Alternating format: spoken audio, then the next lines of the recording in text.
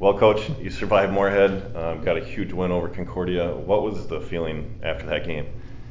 Oh man, great relief. Gnashing of teeth. It was a great game, and Concordia has really grown, and we know we have had so many battles over the years, for forever, and Terry Horan does a great job with those guys, and they're kind of finding themselves. They're doing some changes, but boy, do they have a lot of great players, and they want to beat us, but So it was just a battle, and we were prepared for all that.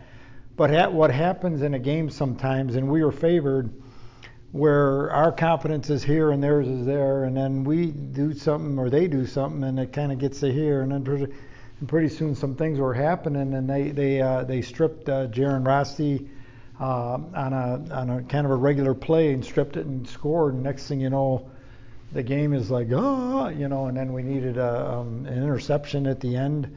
They were on our 10 with enough time, to score and beat us, and Nate Farm got another interception. So hallelujah. But I mean, it was a tough thing because the magnitude of the game. It was a championship type game because we're into division play. Yeah. So a trio of receivers had really big days, but one in particular, Aaron Ellingson. He's been playing running back until just recently. He had 7 catches, a really impressive touchdown. What can you tell us about him? Well, Aaron, it's kind of an interesting thing where he came to us from St. Louis Park, and he played quarterback. He was a little bit of receiver. He's running back, and in the COVID year, we found, man, this guy he's smooth, he's sharp, he gets the game, and he's just become a heck of a player for us. So he's in the backfield, and he's, we can still list him as a running back because he can do all those things, but he kind of is in the slot too, and so. In the mix of our scheme, he can do some great things for us. He's big and he's fast, and he just gets the games. He got great hands. He made an unbelievable catch and hung on, and I was happy that he hung on, but I was amazed, but I was worried about him because he got clocked pretty good. But then to add that to where Joey Kidder is just doing incredible things, and Micah Newald, and Micah had a great game, and so all these guys are making Rosti look good, basically, and but they're all young guys, and they care about each other, they care about winning, and it's really a fun dynamic because we have good running backs too. Yeah.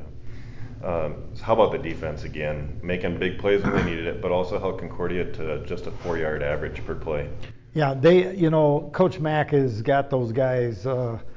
Going, and there's a lot of guys playing, and we're staying fresh, and we're fit because of Coach Meyer. We've talked about that on this deal, but the front is they're just playing so hard, and we're physical, and that takes a toll as it goes along in a ball game, and to have all the different deals. One thing that's kind of ironic, but Matt Feldick played maybe his best game ever, and he's a heck of a player, but he didn't have very many stats. And Nate Farm, I was kind of singing his praises Sunday or Monday morning, and he has 2 picks, and that's a huge thing, and all that. Sudden, Coach Mack says, well, he could have had 4, but he wasn't in the right spot, and stuff like that. And so the statistics go over there, and Nate he played lights out. But it's kind of funny. It's a cool thing about the game. You can play your best game, and it might not show on a stat sheet. And that's where we talk about give your gifts away for free. If you're worried about stats, you're probably not going to be as good as you can be. If you're not worried about being great, you probably aren't very good anyway. So, the blending together. But it was a great defensive effort, and great job by our coaches and players being obedient and getting after it. So another huge divisional game this week, and for the first time in 20 years, you're preparing to play a McAllister team. What are you seeing with the Scots?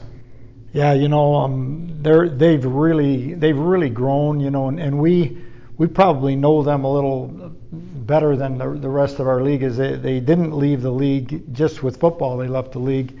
But we've had a relationship with Tony Dennison, now Kiwan, and so we've got a good relationship with those guys, and we've scrimmaged them a few times just getting ready for our seasons, but they've done a nice job building things back and getting ready for this league and coming back in it's a great thing I think it's a great thing for our league, and I'm kind of proud of the work that those guys have done to come back, and they've had their record's not good, but man, we're watching film and thinking, man, they do some great things, and they're a legitimate team, and so it's really kind of fun. The last time we played them was the week, I think, of 9/11, and so that's a long time ago for some of you.